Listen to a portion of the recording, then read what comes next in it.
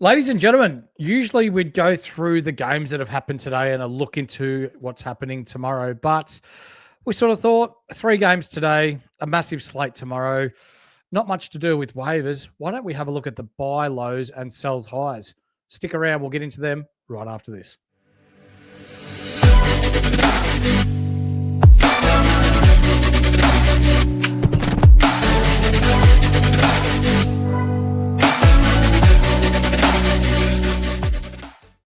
Good evening and welcome back to Ball Logic. I'm your host this evening, The Horse, and joining me who loves a bit of chat around a trade, it's Braino. How you doing, mate?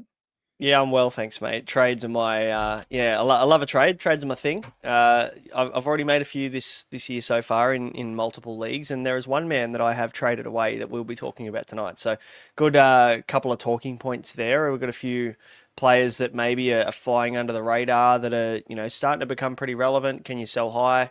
Some of these guys that are maybe disappointing us a little bit. Can you buy them low, or are they just going to continue to be shithouse? So that's the talking point for tonight. Yeah, 100%. So whether it be because of injury or a role change or players returning, these are what we'll cover tonight. So whether it is that we recommend selling high, whether you should look at selling high, or whether you look within your leagues to find some players that maybe you could buy low on, which may help you win your leagues later in the year. But before we start, like, subscribe, bell, thumbs up, hype. You know the drill. But also, if you're listening to us on audio, the 5-star review helps us and helps the show out immensely. So, Brado, without any further ado, let's just crack straight into it because that's why people have tuned in for today. And our number one potentially sell high player that we're going to talk about is the big man, or one of the big men from the Utah Jazz. It's Lauri Markkanen. And if you're watching on YouTube, if you're listening on audio, get across to YouTube. He's as confused as what I am now because he's currently sitting at 18th, averaging 25 and a half points per game. Well, he's been fantastic, hasn't he? How good's he been? He's been absolutely flying. Yeah, 28 and a half points a game, 6 boards, a steal, and half a block. Like, pretty good numbers on relatively good efficiency, too. 473 from the field on 20 shots per game. So, like, nothing's really changed in terms of the amount of shots per game he's taken.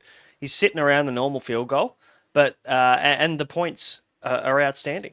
Like nearly 30 points per game. This is massive from him, but it's more a matter of can he sustain it, or maybe the bigger question, how long is he going to be in Utah before they, one, either shut him down, or two, trade him? Because they're not looking to win this year, I wouldn't have thought. They're going to be looking to try and get a decent lottery pick again. How do you feel about him? What would you do if you're an owner of Lauri Markkanen? Are you trying to just cash in now on the fact that he's scoring nearly 30 points a game, or are you're happy to hold? You look at his stats here, and 25 and a half points per game on nearly 3.5 threes per game, 1 steal, and 90% from the line. Awesome numbers. But let's look to the external numbers or the peripheral numbers. He averages 6 rebounds for someone that's 7 foot. He averages 2 assists.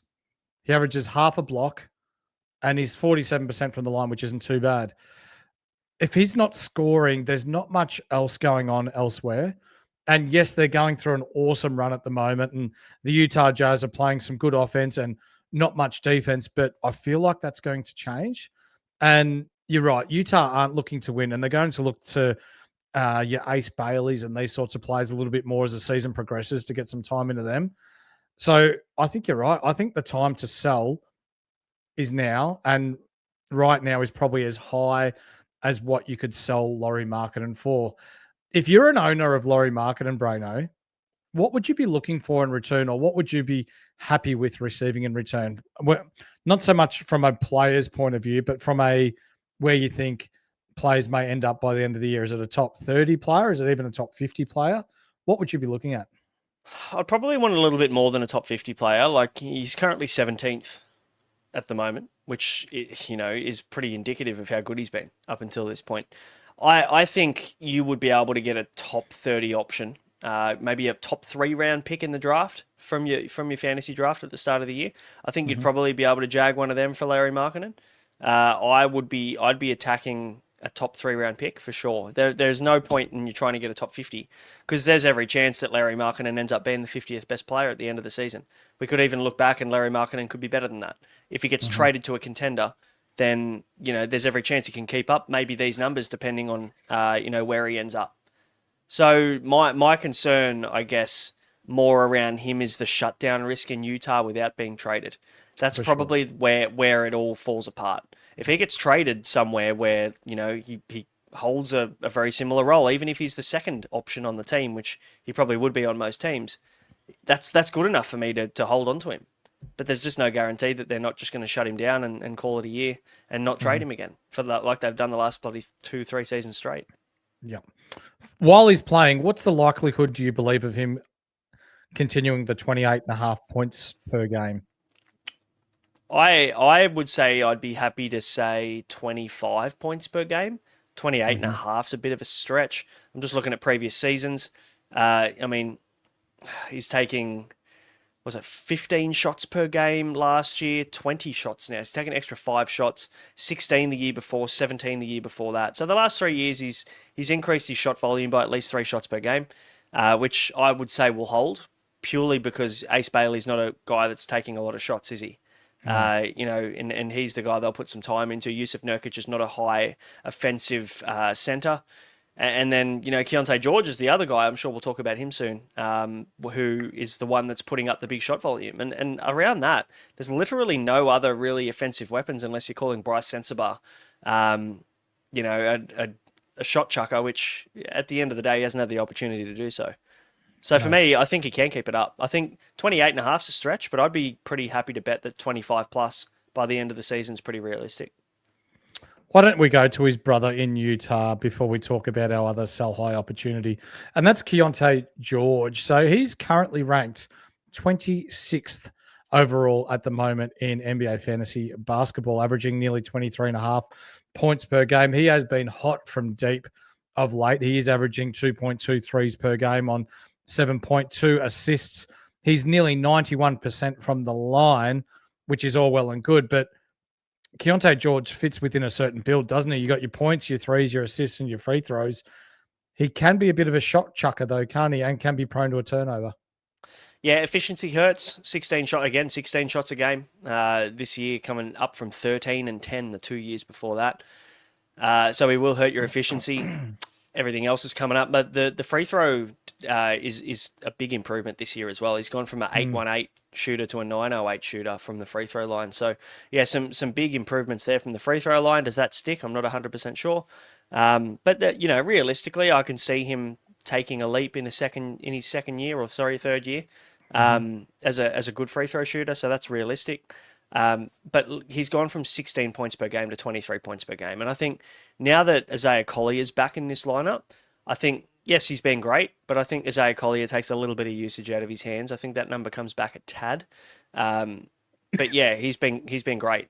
I would say realistically, I spoke with Mally about this a couple of weeks ago on one of our shows, and we were looking at maybe like 18.6 assists for end of season from here. Which I think is still fine, but yeah, for the 26th best player, you're definitely not holding there. He'll probably be a top 60, top 70 guy, I think, by end of season. But yeah, I think Collier eats into that usage a tiny bit. What do you reckon? Yeah, you're right. And we saw last year that Keontae George started off quite well. And then when Utah embraced the tank, they brought Keontae George off the bench. Yeah. And then Isaiah Collier started. And then remember, they've got Walter Clayton Jr. that they've drafted this year that they're going to want to get time into as well. And then you've got Sensabaugh, and then you've got Filipowski and Ace Bailey, and all these guys that Utah are going to want to see whether they're going to be long-term pieces or whether they're going to do the OKC and, draft a heap of kids and see who's going to work and who's not and trade for more draft capital and what have you. So, yeah, this is a great start by Utah this year. They've been quite fun to watch, the George Markkanen combo, but both of them for me won't stick. And George especially, he can go missing on the offensive end. Yes, he's been hot recently, but I'm with you. I think top 70 by the end of the year is realistic. Top 26, that's awesome that he's there right now, but yeah, that will not stick. It's a bit silly season, really, isn't it? Like, we're not even 2 months Mm. into the NBA season, so this kind of stuff does happen. These outliers pop up, and I think it all starts to level out after the All-Star break, and things start to settle down a little bit come the new year. So I'm interested to see where he ends up in about 6 weeks' time. Yep. Let's go to someone that you picked up off a waiver wire and managed to trade for a nice little returner. That's Ryan Rollins from the Milwaukee Bucks. So Ryan is currently 49th overall in fantasy basketball, 18.2 points per game on 2.3 threes per game, 4 boards, 6 assists, 1.6 steals at 49 from the floor and 80 from the line. I'm worried about this guy because KPJ is now a questionable for tomorrow's game or today's game by the time this comes out. Is it time to, if they haven't already, sell high on Ryan Rollins, Braino? It was time a week ago, 2 weeks ago. Hindsight's a wonderful thing. I took the punt and thought, you know what? If I'm getting offers for him, I'm going to move him now. I think KPJ comes back. Do I think that KPJ starts? I just don't think you can not start Ryan Rollins. He's been No. so good that it just doesn't make sense. You know, he's gone from being a nobody, basically a 6 points per game guy, to nearly a 20 points per game, 22 points over the last week. Like, he's been a revelation, probably my favorite kind of, improvement story so far in the NBA this season. But I think that definitely is going to cop a hit. Kevin Porter Jr. was all, but we've got to remember at the start of the season, Kevin Porter Jr. was the favored starting point guard. He started red hot. He played 9 minutes in game one, already had 10 or 11 points on the board. Like this, and that's with Giannis. So they're not just going to go against that now and say, oh, well, because KPJ got injured, he's not relevant to us anymore. I think you genuinely will see a minute split, probably pretty close, maybe a 28-20, 26-22 kind of split at point guard to start when Kevin Porter Jr. comes back, and then it'll be KPJ's opportunity to take that spot back. I would not be surprised if he ends up starting again within 4 weeks of returning. So, yes, to answer your question, I think he's a trade. I managed to flip him, so I packaged him and Jaren Jackson Jr. For Jalen Williams. I think he's pretty close to coming back. Yeah, I just thought, you know what, a guy that's playing, he's a top 40 kind of guy at the moment. To get him and Jaren Jackson Jr., who's been absolutely terrible. If I can package them and get potentially a top 25 guy in J-Dub, I was pretty happy about it, and I'm in a pretty good spot in that league, so I could take a couple of risks. So yeah, that's probably where I went with it. But yeah, he's definitely a sell high now for anybody who hasn't caught on just yet that KPJ is coming back, or maybe doesn't think KPJ is going to win that role back. Very smart, boy. That's a great trade. I'll give you your flowers there, mate. So we've spoken about 3 players that we potentially think, or not potentially, we do think are sell high players. We're going to look into some players that you could potentially buy low on at the moment. What we mean by that are players that were potentially picked in the first 2, 3, 4 rounds even of your NBA fantasy drafts and haven't lived up to expectations yet. And for whatever reason, it's happened, but there is bounce back potentially coming, or this is part of the risk of buying low on a fallen primo. To start us off, Braino, we're going with the power forward or the center sometimes at the Cleveland Cavaliers. That's Evan Mobley, who in some cases was being taken in the second round. I believe his ADP was around 20 in the preseason. He's currently ranked 50. 18.7 points per game, 8.7 boards, almost 4 blocks on 2.7 stocks, 49% from the field. That all sounds great. You know, if I said that to you without telling you a rank or a player, you're like, yeah, this guy's going all right. You know, but under 60% from the line, 2.7 turnovers, doesn't make for nice reading when you're looking at those percentage stats, does it? It's pretty yuck. It's pretty yuck, isn't it? I think, shot volume's down as well for Mobley, who was starting to take a bit of a step up offensively and has just kind of put that back in his bag, sadly. Efficiency's definitely down on every year so far. He's under 500 for the first time in his career, I guess. Free throw shooting is also let's call it putrid. He in the last 2 weeks has gone 532 from the free throw line when he's a 720 free throw shooter.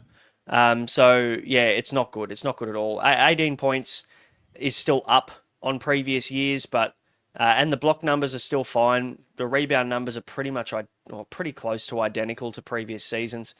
But the one thing that really hurts him is turnovers and free throw percentage and that efficiency. So I think that all of those things can improve. I think he's a really good buy low candidate. For anybody who's silly enough to want to trade him at the lowest point, he is a fantastic pickup for somebody who's frustrated as an Evan Mobley owner. I think he's a great shout to grab now because it's only up from here. He can't really get worse with the numbers he's put up in those areas. No, and alongside that, Donovan Mitchell is currently shooting at a career best 50.3% from the field on 20 and a half shots per game. So when you got someone cooking like that, that's naturally going to hurt everyone else. And we brought it up on a podcast not too long ago that Donovan Mitchell is great at point guard for whatever team he plays on, but whatever team he plays on, the other players on that team tend to suffer a little bit because he is so ISO heavy and so offense heavy. So Mobley will bounce back. You're absolutely right. Will he get back to top 20? I'm hoping so because I have a lot of stock in Evan Mobley. But 50, I feel, is as low as it gets. It won't take much for him to turn that free throw percentage around. It takes one game to get a couple of blocks, couple of steals. He sees the ball drop, and then it's off we go from there. So for those that have Evan Mobley, I would preach patience, but I can understand why people would be listening to offers. For trade conversations, and if you want a little bit of data, he's the 126th best player over the last 30 days. So, just bait him a little bit, get him a bit frustrated, just say, he's been pretty average, but I don't know whether he's going to get any better, Dangle a nice little top 60, top 70 guy there, and you never know, you might get a nibble. Laurie Markkinen for Evan Mobley right now. Yeah. I wouldn't long term, do it, but yeah. Long term, yeah. I don't mind it. I think for anybody who is thinking about a trade like that, I think you've got to be pretty comfortable with where you are on the ladder in your league as well. Like I'd want to be in the top 3, 4. I wouldn't be wanting to chase my tail on that. But Evan Mobley, regardless, he's going to come good. He's going to be a top 30, top 40 guy come end of season. So grab him now while you can. Spot on. Next player we're going to talk about is someone who has been, historically known as someone that can score, someone that can rebound, someone that's very good defensively, not just inside, but on the perimeter. And that's Bam Adebayo from the Miami Heat. So he's currently ranked 66th in NBA fantasy basketball, 19.3 points per game at 8.2 boards per game. But as you can see there on our screen, if you're watching on YouTube, everything else is just mid. Less than 2 threes per game, less than 3 assists per game, 0.9 steals, 0.8 blocks, 45 from the field, 81 from the line. This is probably as bad as it gets for Bam, isn't it? Or do you think now that Kel'el Ware's starting and playing some good basketball, this could be the new norm? Well, I mean, I guess now the question becomes, does Kel'el Ware continue to start? He's been great so far, but Andrew Wiggins is due back. He's questionable for tomorrow. So do they just lean back into that, hero, point guard, Norm Powell? Pele Larson's been fantastic. I don't know whether you need to do anything with him. And then Andrew Wiggins could start at power forward and they chuck Bam back to centre. If they end up doing that tomorrow, then I think I don't know whether anybody would be silly enough to trade him if he ends up back at centre. The downside for me, I think, is if Bam continues to be at power forward, I think he's a genuine chance to be a buy low. I'm just looking at his numbers of previous seasons, 19 and 8 with 0.8 of a block this year. Block numbers are similar to previous seasons. His steals are way down. He's usually a 1.3 or 1.1 to 1.4 steals per game guy. He's at 0.9 this year. Assists are also down by nearly 2 assists per game. Rebounds are nearly down by 1.5 based on the worst year that he's had in his career. And points are around the same mark. So he is shooting a lot more threes as well, which means that his field goal percentage is suffering. So there's a few negatives there in terms of his change of game. But if he ends up back at centre, I think those will correct themselves pretty quickly. So it's more a matter of what they do with Kel'el Ware rather than what they do with Bam. Bang on. Love it. There's not much more to say there. So let's move on. Amen Thompson, Houston Rockets, ranked 70 at the moment. I know this guy was going inside the top 20, and even in some leagues that I'm in, he was going inside the first 12 picks, Braino. So for those that picked him up that early on, they'd be mightily disappointed with what's going on at the moment. But Amen Thompson, 17.9 points per game, 6.4 boards, 1.5 steals. That's great on the surface. But when you're looking at a point guard that's averaging 5 assists, 2.3 turnovers, shooting 48 from the field and 79 from the line. That's fairly mid, but he's good within a certain build, isn't he? Because he only shoots 1 3 every 2 games, a 0.5 of a 3 per game. That hurts. Yeah, I mean, look, it very specific punt. You're punting threes. You're probably punting free throw percentage. In saying that, though, he has not missed a free throw in 6 games. So he has gone 19 from 19 in his last 5 games from the free throw line, Amen Thompson. So is there a mid-season improvement incoming? I don't know, probably not. But yeah, it was pretty ordinary at the start of the year. He was also shooting more threes at the start of the season too, for some reason, and that's just dialed off or dropped off completely now. It's funny, the last 2 games without Kevin Durant, he's gone 28, 7, and 8 with a block, and 22, 7, and 2 with 2 steals in the last 2 games. Prior to that, he'd only hit 20 twice. So interesting to see what that Kevin Durant factor's been like. Do you reckon that's hurting him a little bit, KD's usage, or just KD's game? Yeah. Yes, definitely. You got KD, ISO, and then you've got point forward, point center, Şengün, also coordinating the offense there. Jabari Smith's been low key fairly nice as well. Yeah. And then you've got the likes of Reed Shepherd and I want to get this right, Aaron Holiday off the bench. They've been really good as well. They have been. Yeah, Reed Shepherd's been great. He's taken another step up now that he gets more opportunity. So I'm sure he'll get better as the season goes on. And yeah, I think we're all pretty high on Amen. We're not going to pretend that we weren't. I would have taken him in the second round if it fit a specific punt that I was looking to lean into. But yeah, there was a lot of hype on Amen Thompson, and I think people were expecting maybe him to be better than he was. And you're going to get a few frustrated owners. I just don't know whether you've left it too late now to get him as a buy low. I think he's starting to creep back up in value now. People are starting to get a reminder of how good he was and what he can do. So, yeah, I think you're going to have to act quickly because he's going to quickly shut that door on that buy low in the next week or so. Oh, he was one that I actually sold about a week and a half ago. So I ended up getting Jalen Johnson in return for him. Yeah. Like that. Yeah. Yeah. I like that. Definitely. I think maybe people are thinking with JJ as well, like, is he a sell high? You know, when we're thinking about Trae Young being reevaluated at the end of this week in a couple of days, does he take a step back with Trae? I genuinely don't think he does. I think he's going to continue to be great. So usage in terms of assists will come back, but I think, the quality of shot, field goal, everything's going to be good there for JJ. So, yeah, I like that trade. That's nice. Now, we've got one more. So we've had 3 sell highs and we've had 3 sell lows. But there's one genuine player in the NBA who has got me completely fucked this year. And what I mean by that is he has been so great in years gone by. In fact, I believe 2 years ago he was inside the top 20. And this year he's outside the top 100 and genuinely looks lost. And that is Memphis Grizzlies, one of Matrix's favorite players, Jaren Jackson Jr. So currently ranked at 109, Braino. That's ridiculous for a player of his stature and his fantasy-friendly game, but 17.8 points per game.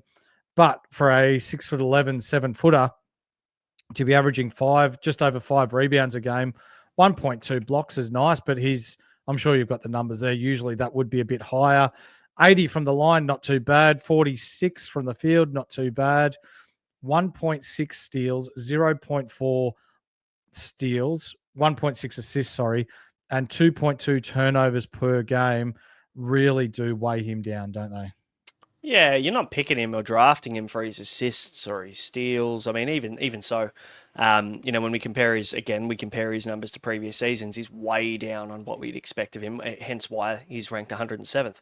He's actually 186th over the last fortnight. Wow. So yeah, gross stuff. And the big thing there is 0.3 steals and 0.5 blocks per game over the last 14 days.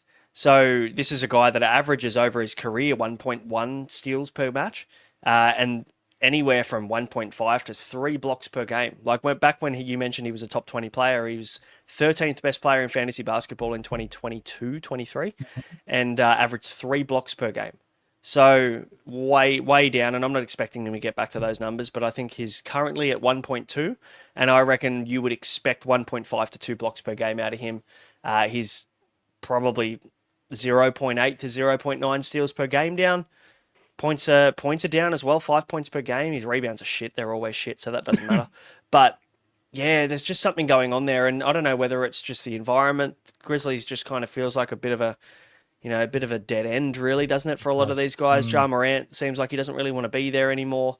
And when Jar's out, usually Triple J has been the guy to go, cool, I'll do the work. I'll put my hand up. I'll get shit done. And he just hasn't done that this time around. So, yeah, very cause for concern, to a point where I'd say, do I even buy low? I got off him as quick as I possibly could, because I genuinely don't believe he can. I don't think he's going to be a top 50 guy. So I thought, you know what, I'm just going to cut my losses. I'll package him with Rollins, and hopefully I can get a top 25 guy in J-Dub when he returns. But I'm concerned with Triple J. What are your thoughts? Do you think he can bounce back, or do you think we're done for? I have no stock in Triple J whatsoever, but I would like to think that prior history would suggest that he can bounce back. But to me, Memphis is a bit of a shit show at the moment. Ja doesn't know whether he's coming or going. Outside of Ja, Scottie Pippen, is he a true point guard? Probably not. Do they have a true point guard outside of Ja? Probably not. Like, Vince Williams is doing a very admirable job at the moment running the point, but he's not a point guard. He's more of a shooting guard, small forward. So when you look at the makeup of the Memphis Grizzlies and the ability to get Jackson involved, it doesn't look good. And he's having to, if you watch his type of shot that he's taking, or his shot creation, there's a fair bit of ISO about it, and whether that's in the post or whether he's looking to create his outside shot, because he does take a lot of outside shots for a big. But I'm not sure that top 40 upside is there anymore. Whether it's coming in seasons to come, probably. Like, if you're in a dynasty league and you can go out and grab him, like, I'd still take a risk. Like, he's still relatively young and still at the top of his game. He's a very, very good NBA fantasy player. But right now, if you're in just your yearly redraft leagues, I'm probably with you. I'm probably just staying away. Yeah, he's only 26 years old, so definitely redrafts. We're talking redraft for the most part. Dynasty, you can feel free to grab him, but I think he will bounce back a little bit. We're talking about the 107th best player. I think he bounces back to maybe like a 60 guy, 70 guy. But I think that there's a lot of guys that have taken a leap over him. If you can get honestly, I know that usually people draft Jaren Jackson Jr. in punt rebound builds when they still want to get some blocks. But if you can get like a Jalen Duren or one of these guys that is going quite well, but is usually drafted around that kind of 50 to 70 range, I'd honestly be tempted to make that trade. Because, without it looking like Triple J as the only guy that they can lean on in Memphis is usually some warnings. It's usually good for him, but this year it hasn't been. So, fair few injuries have hurt him. Jock Landale's also been really good, stepping into that center role. When Zach Edey's been out, Zach Edey's now also back. So maybe he's just not getting the blocks because he hasn't had the stints at center that he normally would have had over the last couple of years. So, for me, no go. And if you are an owner, you do have Jaren Jackson Jr. in your roster, see if you can get him, move him on for something. For sure. Ladies and gentlemen, that's going to do us for tonight. 7 players: Laurie Markkinen, Ryan Rollins, Keontae George, Evan Mobley, Bam Adebayo, Amen Thompson, and Jaren Jackson Jr. We've discussed tonight. If you'd like to talk more about fantasy basketball, we have an exclusive WhatsApp chat within our Patreon. The link is in the description below. Click on that, and for a third a cup of coffee per week, you get access to that chat, our articles that we post within our Patreon, and a whole lot more. Braino, anything you'd like to add before we knock off? No, just, continue to be smart with your waiver wire pickups. You can pick up some gold like Ryan Rollins. Hopefully you got on that. There's going to be another Ryan Rollins or two coming in the next couple of months. Be stringent with your waiver wire pickups and get some trades out there. Fantasy basketball is always much more fun when you're trading. So, hopefully we've given you some help tonight. 100% it is. Ladies and gentlemen, that's going to do us. Like, subscribe, bell, hype, thumbs, the whole lot. If you're listening to us on audio, 5-star reviews help us out immensely also. But for tonight, I'm the Horse. This is Braino. It's been a pleasure, and we'll see you tomorrow night. Peace.